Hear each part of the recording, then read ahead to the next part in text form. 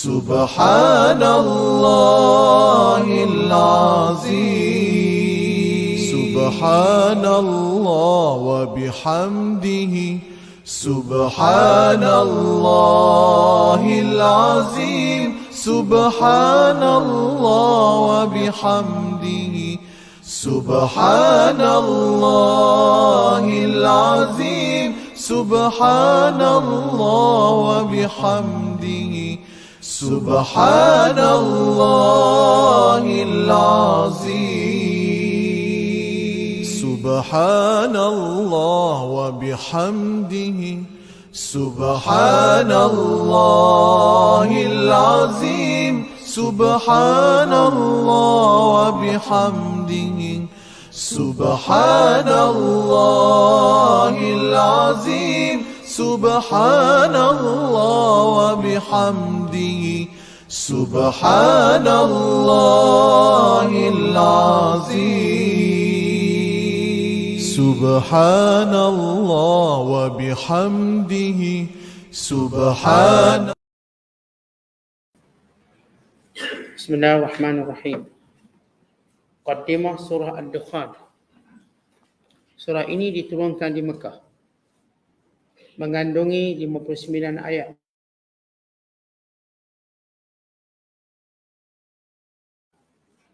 Kerana pada ayat 10 dan ayat-ayat yang terdahulu dan yang terkemudian daripadanya, Allah Ta'ala memberi amaran kepada kaum kafir musyrik yang menentang Nabi Muhammad SAW. Mereka akan ditimpa azab sengsara semasa langit membawa asap kemarau yang jelas nyata yang menyebabkan kebuluran yang dahsyat.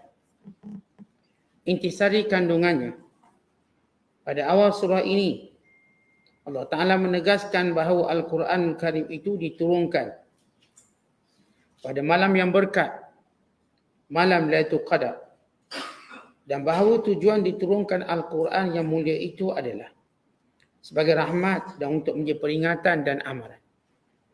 Kemudian diterangkan sebabnya Al-Quran diturunkan pada malam yang berkat itu. Ialah kerana pada malam yang tersebut dijelaskan kepada malaikat tiap-tiap perkara yang mengandung hikmah serta tetap berlaku. Setelah menerangkan tujuan diutuskan Rasulnya untuk menyampaikan rahmatnya, dan diperintahkan supaya apa yang disampaikan itu diterima dengan sebaik-baiknya, maka Allah Ta'ala menerangkan sifat-sifatnya yang Maha Esa dan yang Maha Kuasa, yang mencipta dan mentadbirkan langit dan bumi dan segala yang ada di antara keduanya, dan bahawa tiada Tuhan yang berhak disembah melainkan Dia. Dialah yang menghidupkan dan yang mematikan, dan Dialah Tuhan sekalian makhluk. Setelah itu Allah Ta'ala menyatakan bahawa hikmahnya Ia menciptakan seluruh alam ialah untuk menzahirkan perkara-perkara yang benar.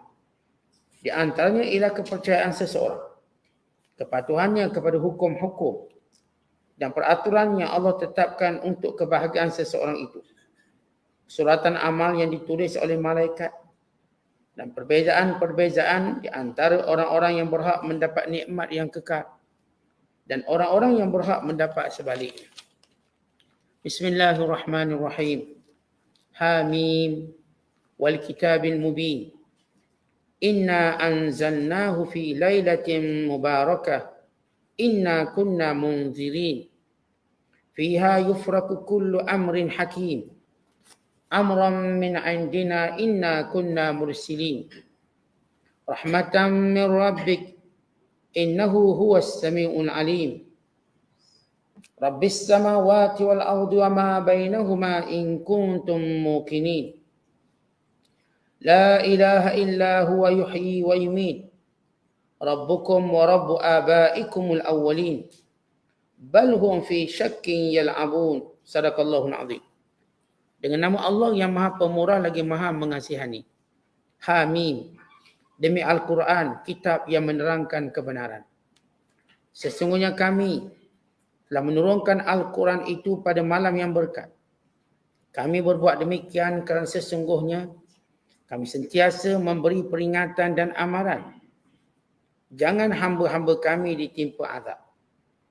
Kami menurunkan Al-Quran pada malam yang tersebut Kerana pada malam yang berkat itu dijelaskan kepada malaikat tiap-tiap perkara yang mengandung hikmah serta tetap berlaku, tidak berubah atau bertukar.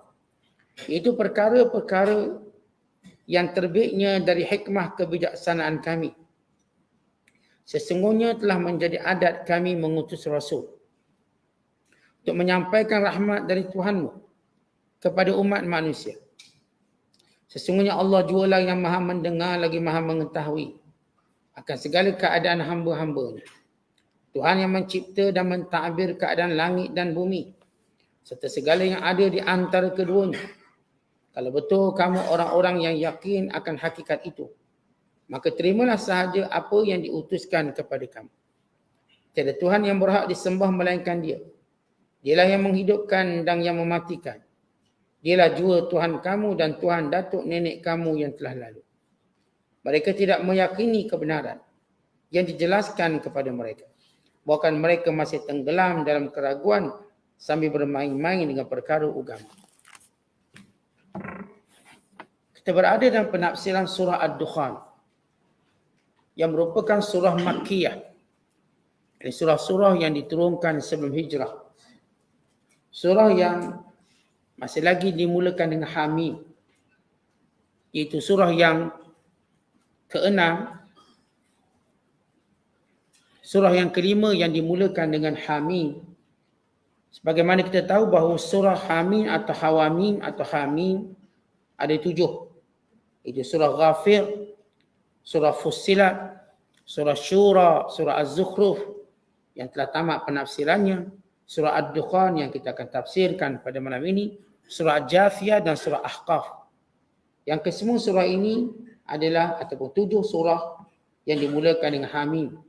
Yang kesemua surahnya surah Makkiyah yang disebut oleh para ulama diturunkan secara berturut-turut sebagaimana yang tercatat yang disusun dalam Al-Quran. Bermula pada juzuk yang ke-24 sehingga juzuk yang ke-26.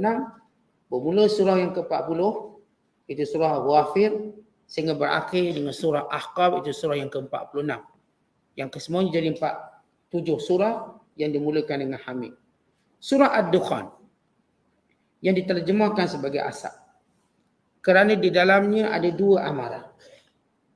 Amaran yang pertama iaitu amaran kemarau yang berlaku yang akan menimpa mereka. Sehingga dek kelaparan mereka melihat di ruang angkasa Mekah penuh dengan asap. Kepanasan. Ini berlaku sesudah Nabi SAW mendoakan kepada mereka supaya ditimpa kemarau sebagaimana kemarau Nabi Yusuf. Sini ni Yusuf. Ini kemarau yang pernah menimpa Mesir. Dan tempoh 7 tahun yang panjang. Namun kemarau ini tidaklah berlaku pada tempoh sepanjang itu. Namun kemarau yang menimpa kota Mekah. Yang menjadikan asap memenuhi ruang angkasa. Mereka berada pada kemuncak kelaparan sehingga mereka memakan kulit-kulit binatang. Sehingga hasil mahsul mereka. Sehingga kekayaan mereka terjejas teruk. Bahan-bahan tanaman, bahan-bahan makanan mereka terjejas teruk.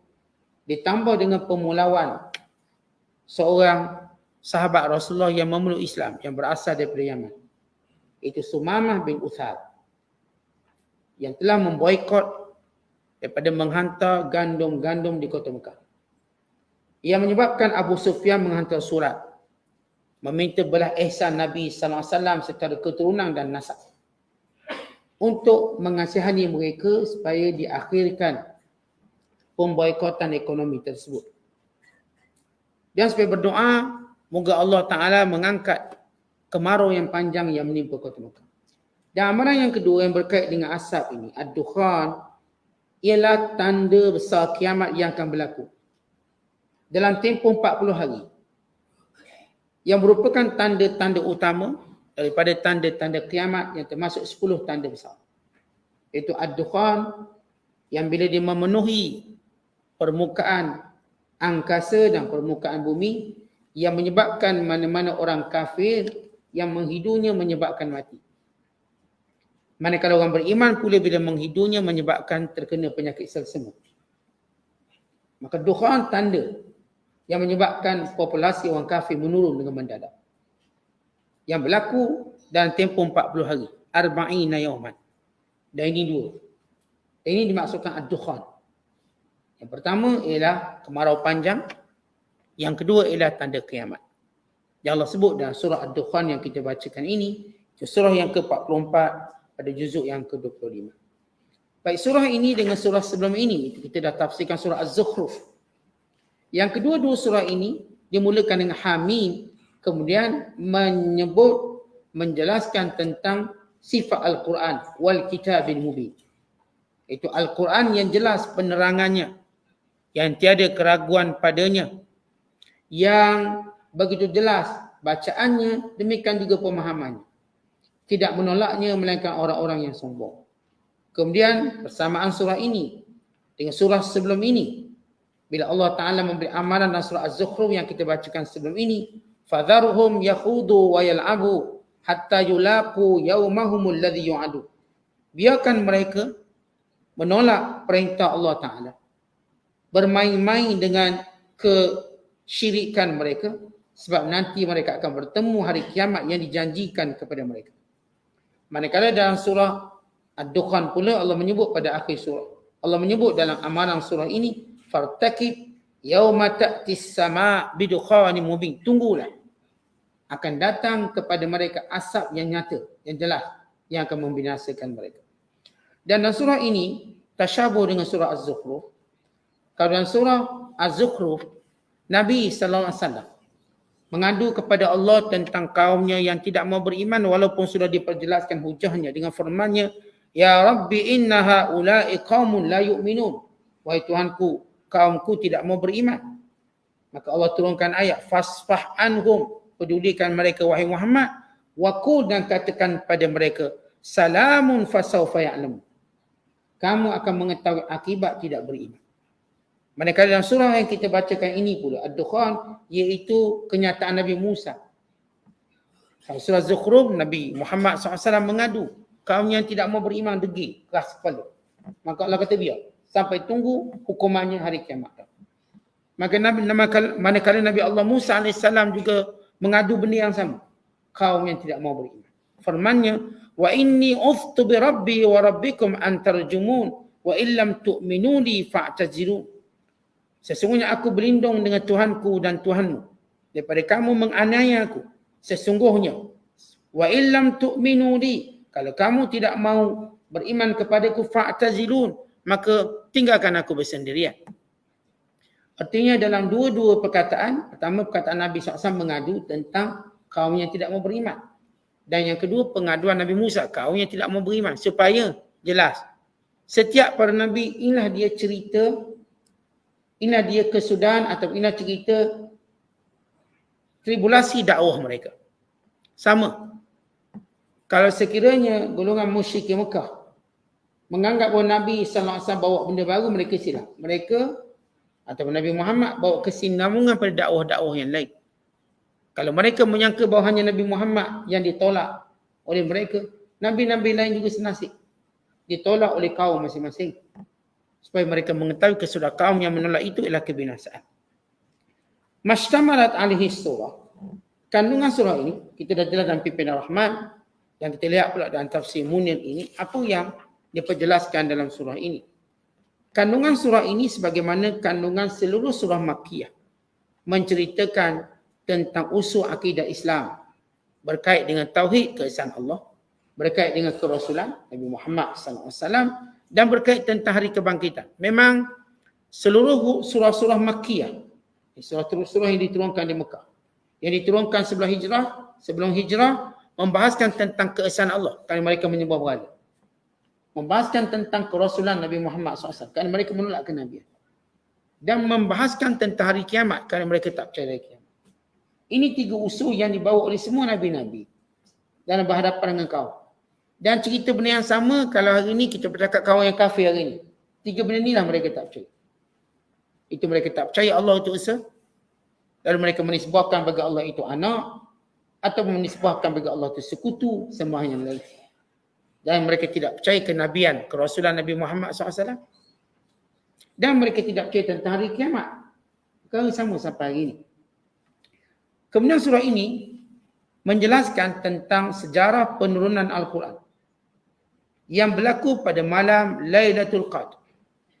Dan penurunan Al-Quran ini sebagai rahmat Allah kepada hamba-Nya. Sesungguhnya Allah yang menurunkan Al-Quran ini ialah Allah yang menciptakan seluruh makhluk. Dan ia Tuhan yang satu yang tiada sekutu baginya. Tetapi orang-orang kafir terus ragu tentang kebenaran Al-Quran. Allah cerita dalam surah ini sejarah penurunan Al-Quran. Ia turun pada malam yang penuh mulia, malam Lailatul Qadar. Malam yang ada urusan-urusan yang penting yang Allah Ta'ala tetapkan. Kemudian Allah Ta'ala dalam surah ini memberi amaran kepada orang-orang yang menentang pada musyrik dengan azab yang pedih dan dengan asap yang akan menakutkan mereka satu hari nanti. Iaitu dua asap yang kita dah sebut. Yang pertama asap kebuluran disebabkan kepanasan. Disebabkan kemarau yang panjang. Sebab manusia paling takut kebuluran. Dan banyak-banyak benda. Mereka takut kebuluran kerana sifat kematiannya yang bersifat perlahan-lahan. Berbanding musibah-musibah lain. Kebuluran menjadi ketakutan pada manusia. Maka asap yang memenuhi ruang angkasa, kesan daripada kemarau yang panjang, menyebabkan kebuluran yang menakutkan. Yang menghantui manusia. Dan yang kedua tentang asap hari kiamat. Dan Allah Ta'ala menjelaskan dalam ayat ini pengajaran daripada kisah Fir'aun dan kaumnya bersama Musa AS. Bagaimana Allah menyelamatkan Musa dan membinasakan Fir'aun. Bagaimana Fir'aun meninggalkan segala kekayaannya, kebun-kebunnya, istana-istananya, segala kemewahan yang tidak lagi bernilai. Supaya menjadi pengajaran kepada manusia. Yang kita himpunkan tidak punya nilai apa-apa bila kita kembali pada Allah.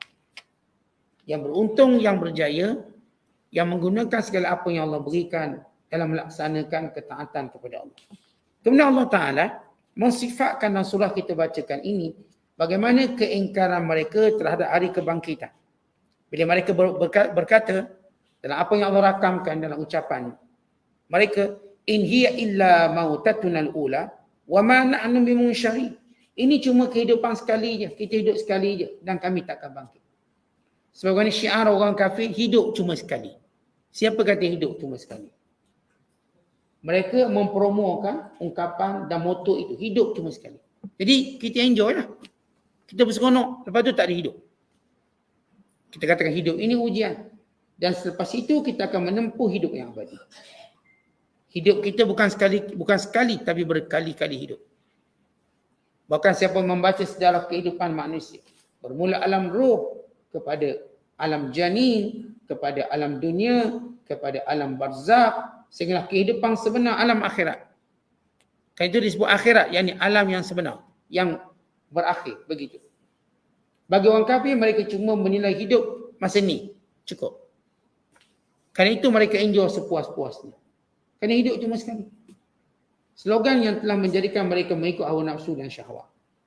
Maka Allah menegaskan, ini perangai orang kafir, kerana mereka tidak percaya akan adanya hari akhirat. Kemudian Allah Ta'ala memberi amaran kepada golongan yang tidak percaya kepada hari akhirat. Dengan kebinasaan sebagaimana binasanya kaum-kaum yang terdahulu. Seperti kaum Tubba'. Kaum Tubba' Al-Humairi atau Al-Hamiri atau disebut Himyar. Kaum Himyar yang merupakan satu kabilah di Yaman. Dan Allah Ta'ala menjelaskan bagaimana kesudahan kaum-kaum tersebut. Kemudian Allah Ta'ala mensifatkan tentang apa yang berlaku kepada mereka kedahsyatan hari kiamat kelak. Yang berupa hisab, yang berupa hukuman, yang berupa makanan zakum, iaitu buah zakum dalam neraka Jahannam dan lain-lain yang menakutkan, yang menggetarkan jiwa dan juga menggetarkan perasaan mereka. Dan surah ini ditutup dengan menjelaskan tentang sifat orang beriman dan sifat orang jahat. Dan kesudahan bagi orang yang abrar, orang yang berbakti, dan kesudahan orang-orang yang jahat yang menderhakai perintah Allah SWT. Dan ini dia punya kandungan surah ini. Berkenaan dengan kelebihan surah ini, sebagian besar para ulama yang menyebut kelebihan surah ini menyatakan kebanyakan hadis yang berkait dengan hal ini ialah hadis-hadis yang dhaif. Ada yang tak kuat.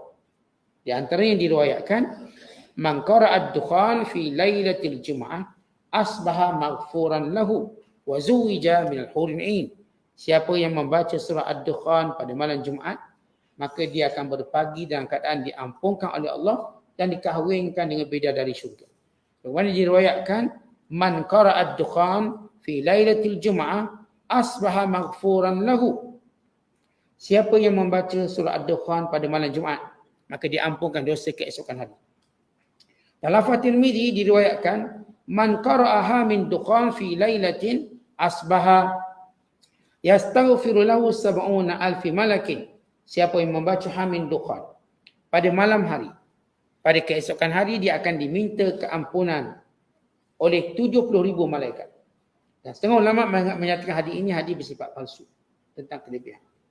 Dan diriwayatkan juga, man qara'aha min ad-dukhan lailatul jum'ah aw yaumul jum'ah banallahu lahu baitan fil jannah. Siapa yang membaca surah ad-dukhan malam Jumaat atau pagi Jumaat, dibina baginya istana dalam syurga. Kesemua hadis-hadis ini tidak kuat dalam menceritakan kelebihan surah ini. Namun surah ini kekal kelebihannya kerana ia adalah Al-Quranul Karim. Yang bila mana dibaca digandakan padanya, diberikan segala kebaikan dunia dan akhirat. Allah berfirman, Hamim. Sebagaimana dalam penafsiran mana-mana surah, Hamim, Nun, Qaf, Yasin, Taha, maka ia adalah suatu induksi, tarikan untuk orang mendengar apa yang akan difirmankan oleh Allah selepas itu. Dan ia juga merupakan satu mukjizat yang hebat, yang tak pernah terfikir oleh orang-orang kafir, bagaimana bahasa itu boleh dimulakan dengan Hamim, Nun, Taha dan sebagainya. Maka ini adalah mukjizat Al-Quranul Karim. Kemudian kata Allah, wal kitabil mubin. Dan Al-Quran yang agung ini yang menjelaskan segala-galanya. Perkataan Al-Mubin, yakni yang menjelaskan segala yang diperlukan oleh manusia daripada urusan dunia dan urusan agama.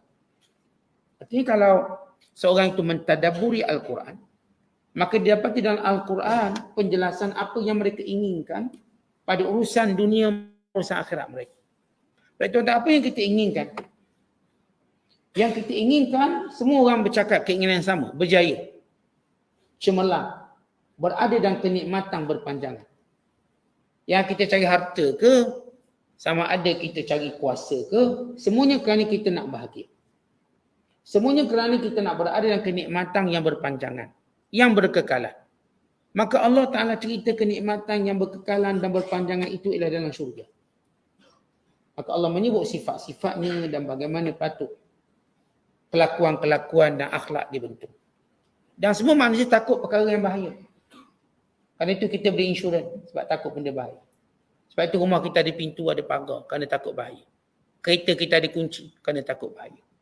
Kita buat macam-macam kerana bimbangkan bahaya. Maka Allah cerita kepada kita apa yang bahaya sebenarnya. Neraka dan keburukan Allah. Dan bagaimana kita nak selamat daripada bahaya besar itu. Sebab bila kita sebut bahaya, ada bahaya yang paling kita takut. Kerana sifatnya berpanjangan. Kerana itu siapa yang tadabbur Al-Quran, maka dia akan dapati perkataan Al-Mubin. Penjelasan apa yang diinginkan dalam hidup. Kalau kita inginkan ketenangan, maka baca Quran. Kita inginkan jawapan dalam persoalan hidup, maka baca Al-Quran. Kita ingin kekuatan, maka baca Al-Quran. Kita ingin syifa,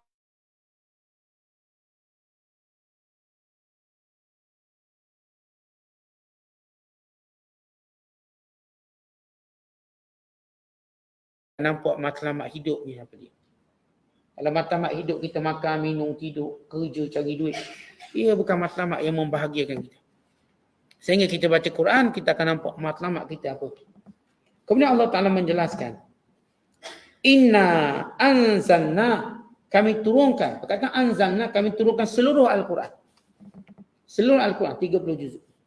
Fi lailatin mubarakah, pada malam yang penuh dengan keberkatan. Inna kunna munzirin, dan kami sentiasa memberi peringatan kepada manusia. Dan Allah menjelaskan, Al-Quran ini diturunkan pada malam Lailatul Qadar. Dan kita tahu Lailatul Qadar ialah bulan Ramadan. Itu pada bulan Ramadan. Dalam ayat yang lain Allah berfirman, Syahrul Ramadan alladhi unzila fihi al-Quran. Bulan Ramadan ialah bulan diturunkan padanya Al-Quran. Maka Allah menyebut sifat Al-Quran, hudal linnas wa bayyinatin minal huda wal furqan, petunjuk pada manusia dan penjelasan pada petunjuk dan perbezaan antara benar dan salah kepada manusia. Dan Allah Ta'ala menyatakan proses turun Al-Quran tadi dia ada kesemuanya bermula pada bulan Ramadan. Sama ada proses diturunkan sekaligus, iaitu daripada Lauh Mahfuz ke langit dunia. Ini proses sekaligus. Ini Allah sebut dalam surah ini. Inna anzalna, kami turunkan. Kata anzalna turun semuanya. Atau proses yang berturut-turut yang memakan masa 23 tahun. 23 tahun daripada langit dunia kepada Nabi SAW. Adapun proses Al-Quran, kesemua sepakat para ulama bahawa Al-Quran diturunkan pada bulan Ramadan. Itu satu. Yang kedua, Al-Quran diturunkan pada malam Lailatul Qadar. Tetapi yang menjadi penjelasannya ialah berapa hari bulan. Kalau kita baca sejarah, Rasulullah SAW mendapat wahyu pada 17 Ramadan. Tapi disebut dalam hadis, seperti yang diriwayatkan oleh Imam At-Tabari daripada Qatadah, qal nazalat suhufu Ibrahim fi awwali lailatin min Ramadan. Wat-Taurat li 6 layalin min waz-Zabur li 12 madat wal Injil li 18 min wal Furqan li 24 madat. Maksudnya diturunkan suhuf Nabi Allah Ibrahim pada awal pertama Ramadan. Diturunkan kitab Taurat pada 6 Ramadan. Diturunkan kitab Zabur pada 12 Ramadan. Diturunkan kitab Injil pada 18 Ramadan. Dan diturunkan Al-Quran pada 24 Ramadan. Baik, apa beza 24 dengan 17? Ulama menyatakan yang diturunkan sekaligus itu ialah pada 24 Ramadan pada malam Lailatul Qadar. Manakala diturunkan daripada langit dunia ke dada Nabi SAW dalam tempoh 23 tahun itu pada 17 Ramadan. Sebab itu kita sambut nuzul Al-Quran berdasarkan penurunan Al-Quran daripada Baitul Izzah, langit dunia, ke dada Nabi SAW yang bertempoh selama 23 tahun. Atau kita pernah sebut, itu tempoh 22 tahun, 6 bulan, 22 hari. Sehingga Rasulullah SAW wafat. Tetapi Al-Quran sepakat para ulama sebagaimana Allah jelaskan, diturunkan pada malam Lailatul Qadar. Dan diturunkan pada bulan Ramadan. Untuk menunjukkan keberkatan berkumpul. Keberkatan Al-Quran, keberkatan masanya, keberkatan malamnya, dan keberkatan Nabi SAW. Bayangkan bagaimana Al-Quran itu berkumpul segala keberkatan. Maka untunglah orang yang menghimpunkan keberkatan itu dalam dadanya dan dalam membacanya. Bayangkan Al-Quran itu daripada Allah Ta'ala. Turun kepada malaikat, diletakkan di Lauh Mahfuz. Daripada Allah pada Lauh Mahfuz.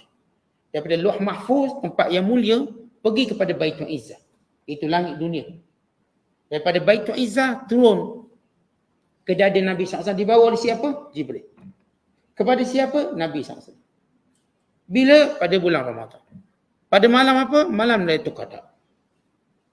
Bayangkan kemuliaan, berkumpul semua kemuliaan. Tiba-tiba manusia menolak kemuliaan itu untuk tidak membacanya, tidak tadabburnya, maka mereka telah meninggalkan keuntungan yang besar. Dan kita cerita saham, untung saham, kalau saham tu kita tahu naik, takkan kita tak nak beli. Dah kita beli banyak. Sebab untung banyak. Sebab kita nampak, ini menjadikan kita bertuah. Tentang Al-Quran, siapa yang membacanya cukup bertuah. Sebab sejarah menunjukkan bagaimana segala kemuliaan terkumpul pada Quran. Sebab itu Allah menamakan Al-Quran itu sebagai keberkatan. Ia berkat kerana segala kebaikan terhimpun padanya. Maka untunglah orang yang menghimpunkan keberkatan itu pada dadanya untuk dihafaz, pada mulutnya untuk dilafazkan, pada seluruh anggota badannya untuk diamalkan. Dia orang paling untung. Sebab itu tidak pernah celaka orang yang baca Quran. Yang menghafalnya, yang mentadabburinya. Dan kita tahu darjat kita ialah berdasarkan ayat terakhir kita baca di dunia.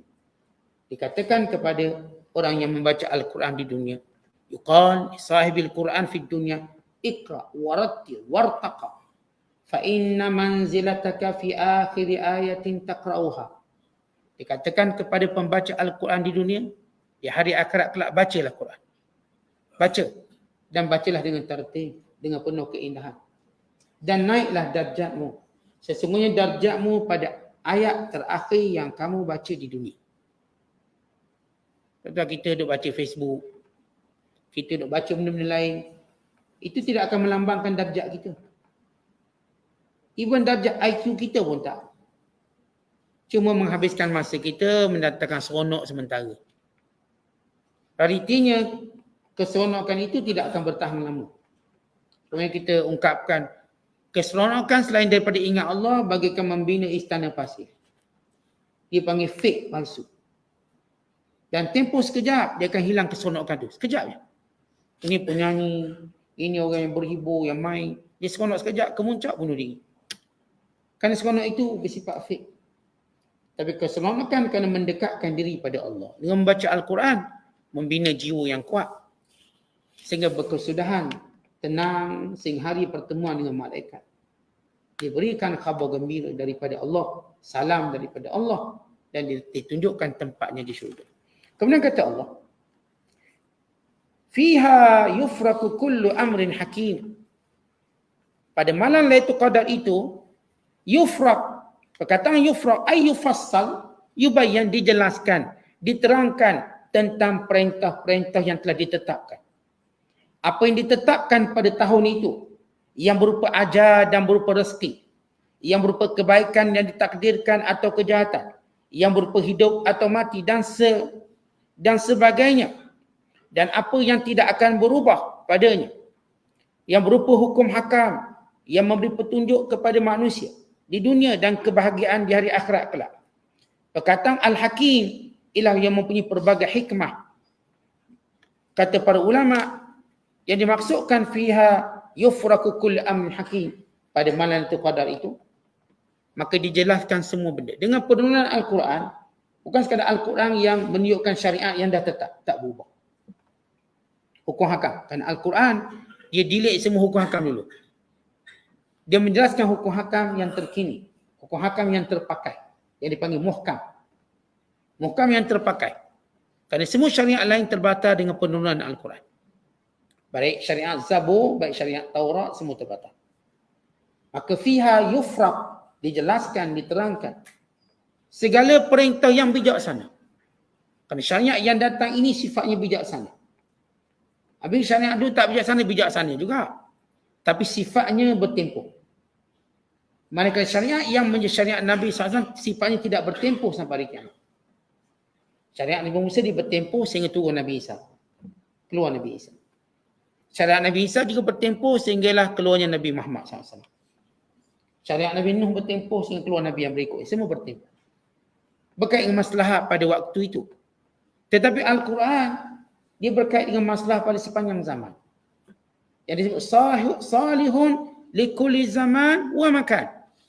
Ianya salih sesuai pada setiap zaman dan setiap tempat. Datanglah berubah zaman macam mana kita dah zaman moden. Kita berada pada zaman teknologi, pada zaman kita kata tak pakai minyak, pakai bateri, pakai karen. Kita mungkin pada zaman menggunakan pelbagai kecanggihan, maka Al-Quran tak berubah. Hukum hakamnya tak berubah. Baik tutup auratnya, baik sembahyangnya, baik puasanya, baik zakatnya tak berubah. Walau berubah cara kita tanam pokok. Tanam pokok berubah. Daripada tanam atas tanah pada tanam atas pasu. Mungkin tanam berdasarkan hidroponik. Tanam berdasarkan sistem-sistem yang hari ini orang buat canggih. Maka hukum akan zakat tak berubah. Tak berubah. Ataupun dari sudut kenderaan, musafir kita. Hari ini kita musafir bukan naik kuda, bukan naik unta. Naik kapal terbang dengan kelajuan maksimum. Sekejap. Yang bukan kata jarak 2 marhalah. Jarak 200 marhalah pun. Berapa jam je. Maka hukum solat musafir tak berubah. Dia tak berubah kerana kita bertukar kenderaan. Dia kekal menjadi rukhsah bagi setiap orang musafir. Dan demikian juga hukum hakam lain berpuasa. Macam mana pun hebat dunia kita canggih, puasa tetap hukumnya sama. Demikian juga tentang hukum-hukum yang lain. Yang kita sebut tentang menutup aurat. Sama je. Maka tidak berubah. Makanya disebut fiha yufraqu kullu amrin hakim. Padanya dijelaskan sejelas-jelasnya setiap perintah Allah yang penting yang disebutkan. Dan setiap perkara yang bersangkutan dengan takdir rezeki manusia. Ajal manusia. Artinya setiap tahun diperbaharui. Setiap tahun pada malam diturunkan Al-Quran ini pada sejarah awal penggunaan Al-Quran telah dicatatkan semua rezeki manusia. Ajal maut manusia. Yang berkait dengan rezeki, yang berkait dengan baik dan buruk manusia. Maka setiap tahun ini dia akan sebut. Sesuatu yang berubah maka akan berubahlah tahun ini. Tak berubah maka kekal. Ini yang kita sebut dalam perbahasan tauhid. Kita panggil qada' mubram dan qada' mu'allaq. Qada' mubram itu ketentuan yang dah tak akan berubah. Yang kedua dipanggil qada' mu'allaq, ketentuan akan berubah. Rezeki kita, kalau ikut tahun lepas banyak ni je.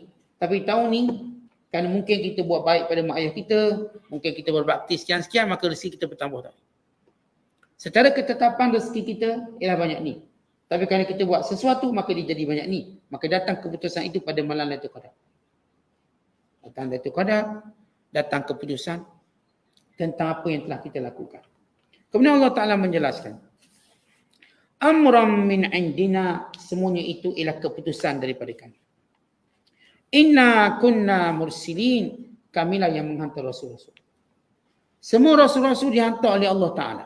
Rahmatan min rabbik. Maka Allah sebut apa alasan rasul diutuskan? Sebagai rahmat Allah. Boleh tak Allah tak hantar rasul? Boleh. Sepakat ulama, pengutusan rasul pada manusia tidak wajib bagi Allah. Allah boleh tak hantar rasul. Allah boleh biarkan zaman itu tidak ada rasul. Sebagaimana yang sudah pun berlaku. Antara zaman Nabi Isa AS dengan zaman Nabi Muhammad SAW 560 tahun. Zaman ini dipanggil zaman fatrah.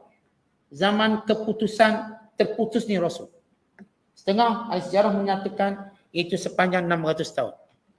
Daripada zaman Nabi Isa diangkat oleh Allah sehingga Nabi Muhammad SAW diutuskan 600 tahun.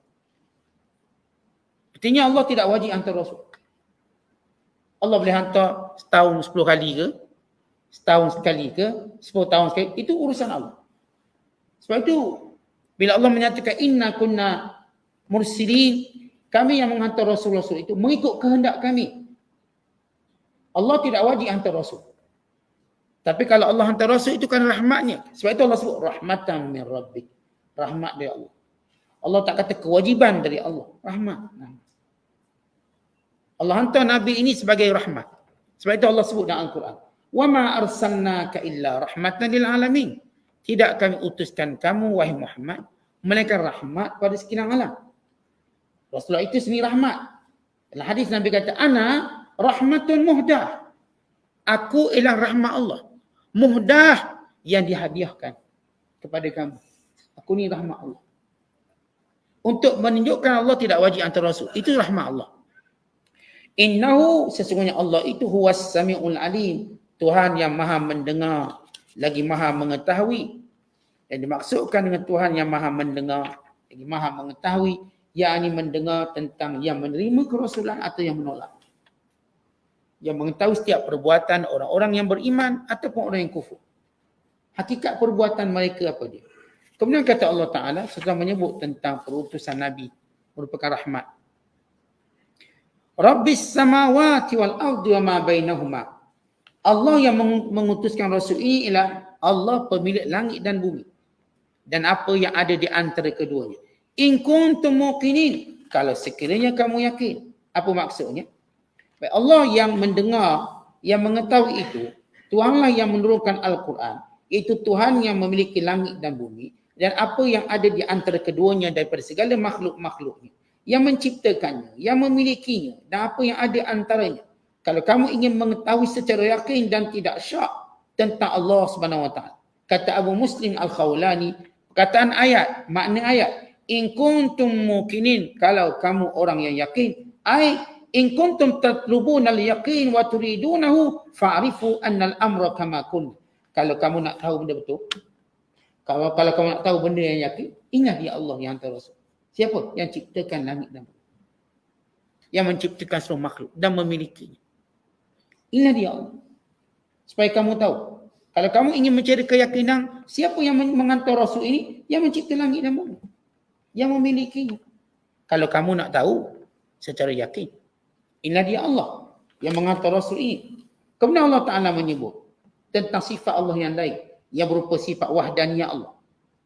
Pertama Allah sebut sifatnya yang bersifat mendengar lagi maha mengetahui. Kemudian sifatnya mencipta. Kemudian Allah menyebut tentang sifat keesaan Allah. Kekuasaannya dan keesaannya. La ilaha illahu. Tiada Tuhan melainkan dia. Huwa yuhyi wa yumit. Tuhan itulah yang menghidupkan dan mematikan. Rabbukum, Tuhan kamu. Wa rabbu abaikumul awwalin, dan Tuhan nenek moyang kamu dulu. Bagi menolak yang berkata kami sembah berhala nenek moyang kami yang sembah. Bukan. Tuhan kamu, Tuhan nenek moyang kamu Allah. Tuhan itu Tuhan yang esa.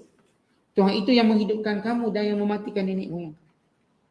Dan yang akan mematikan kamu nanti dan menghimpunkan kamu kembali. Itulah Tuhan. Bukan berhala yang tidak menghidupkan dan tidak mematikan.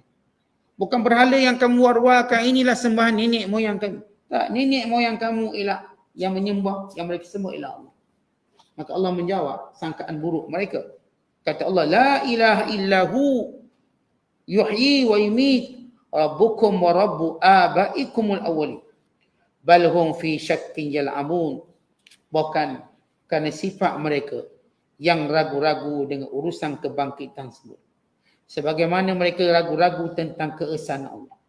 Sebagaimana mereka ragu-ragu tentang perkara-perkara yang berkaitan dengan ketuhanan. Sedangkan mereka menyaksikan dan memperakui dengan lidah mereka yang menciptakan langit dan bumi bukan berhala tetapi Tuhan. Kalau tanya mereka, siapa yang cipta langit? Siapa cipta bumi? Siapa cipta manusia? Tak pernah penyembah berhala kata berhala buat. Sampai hari ini. Kalau kita tanya pada penyembah berhala, siapa ciptakan langit dan bumi? Mereka tak akan katalah berhala buat. Di sebalik perbuatan mereka mengatakan ini Tuhan kami, Tuhan nenek moyang kami. Tapi kalau kita tanya, siapakah yang menghidupkan kamu sebenarnya? Yang mematikan kamu sebenarnya? Kalau ditanya kepada mereka siapa cipta langit dan bumi, siapa yang memilikinya? Mereka akan jawab dengan yakin bahawa bukan berhala. Ya Tuhan. Tapi fa'anna tu'fakun. Kenapa kamu boleh corner jauh sangat daripada pengakuan lidah kamu dengan perbuatan kamu? Tetapi kita jumpa orang cakap lain, buat lain.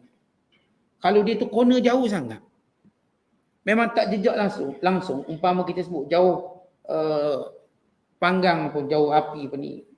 Jauh apa ni, pepatah kita sebut. Jauhlah benda tu. Benda jauh. Jauh panggang daripada api. Jauh panggang daripada api maksudnya tak ada kena-mengena langsung. Antara berhala yang kamu sembah dan i'tikad yang kamu sebut nenek moyang kamu dengan pengakuan lidah kamu siapa ciptakan, siapa buat. Tak ada kena-mengena. Kamu tak kata berhala buat, kamu tak kata berhala mencipta, kamu tak pernah kata berhala sekian-sekian. Tapi secara pelakuan sembah berhala. Letak berhala sebagai Tuhan dan Tuhan nenek moyang. Sedangkan kalau cerita nenek moyang, paling kamu agungkan Adam, yang paling kamu agungkan Ibrahim. Dan kalau ditanya apakah Ibrahim sembah berhala? Kamu mesti mengakui bahawa Ibrahim tak pernah sembah berhala. Bahkan sejarah Kaabah itu, pernahkah ada berhala pada zaman Nabi Allah Ibrahim? Mereka mesti mengakui tidak ada. Kerana mereka tahu sejarahnya bermula pada Amr bin Lu'ay. Tentang ini benda yang sama kepada para penyembah berhala. Perkataan mereka tidak menggambarkan perbuatan mereka. Perbuatan mereka tidak menggambarkan kefahaman mereka. Tapi itulah dia namanya syaitan dan hawa nafsu. Ada dua Tuhan yang dipertuhankan oleh manusia dan hidup. Pertama hawa nafsunya, yang kedua syaitannya. Bagaimana kita baca sejarah penyembah berhala, yang asal berhala dibina untuk memperingati orang-orang soleh. Asalnya berhala ni orang-orang soleh, orang baik-baik. Yang mereka kagum dengan akhlak serta tingkah laku. Lalu mereka buat berhala untuk mengingati mereka. Sebab zaman dulu bukan zaman ada gambar, zaman boleh selfie. Lalu mereka pun buat berhala. Maka bertukar keturunan dan generasi. Dan syaitan berada di belakang berhala sambil berkata, inilah Tuhan nenek moyang kamu, maka sembahlah. Lalu mereka mula menyembahnya. Pada sangkaan hawa nafsu mereka. Sehingga Allah menghantarkan Rasul pertama untuk membentras mukaddimah penyembahan berhala iaitu Nabi Allah Idris. Selesai tanpa sebarang bentuk penentangan. Kerana peringkat kejahilan pertama, kejahilan awalan ini dibentras dengan ilmu. Tetapi bila Nabi Allah Idris diangkat, diwafatkan oleh Allah, maka generasi yang berikutnya jauh lebih jauh dari ilmu dan kebenaran. Maka ketika itu untuk merawatnya bukan lagi dengan ilmu tapi dengan peperangan dan kehancuran. Sebab lama sangat. Dia mula-mula orang ni jahil, kita boleh jelas pada dia. Tapi kalau lama sangat tempoh, dia dah jadi satu i'tikad yang tidak boleh dihilangkan melainkan dengan cara menghancurkan semua berhala. Dan itu yang Nabi SAW buat. Dia hancurkan semua berhala. Baik di Kaabah, di atas Kaabah, di dalam Kaabah, bukan di sekitar semua semenanjung tanah Arab. Di Taif, di semua tempat yang ada berhala, semua Rasulullah hantar sahabat untuk hancurkan semua. Kan untuk buang kejahilan dan i'tikad palsu mereka tentang kekuasaan berhala. Untuk tunjuk berhala tak ada apa-apa. Kalau dibersihkan Jaziratul Arab, semenanjung tanah Arab, tanpa ada satu pun berhala. Mekah pernah ada banyak berhala. Tapi semuanya hilang. Kalau betul berhala ni Tuhan, sudah berlaku bencana pada Mekah dan Madinah. Tapi tidak berlaku apa-apa. Untuk menunjukkan ia ada sembahan palsu manusia. Kerana itu Allah menegaskan dalam surah Makkiyah, dan kita nak berhujah dengan penyembah berhala, bacalah surah Makkiyah. Kerana surah itu menjawab segala kekeliruan mereka, dan segala kejahilan mereka, dan segala wasangka mereka, segala penolakan mereka pada kebenaran dengan cara hawa nafsu. Maka tiada rawatan yang paling baik sesudah berpanjangan kejahilan mereka, melainkan mereka ini diperangi. Kerana itu mereka diperangi. Dan kita lihat yang menyembah berhala lama bersifat keras pada Islam dan cukup anti. Cukup kuat. Dan zalim kepada umat Islam. Maka cara inilah jihad menentang mereka. Ini sejarah dah tunjuk. Bagaimana berakhir pada penyembah berhala dengan cara peperangan. Dia berbeza dengan ahli kitab. Sebab kejahilan mereka tak jauh. Penyembah berhala ni kejahilan mereka cukup jauh. Tidak akan berakhir melainkan diruntuhkan berhala-berhala mereka untuk menunjukkan kepalsuan, dakwaan dan kepalsuan ketuhanan yang mereka i'tikadkan. Wallahu a'lam. Assalamualaikum.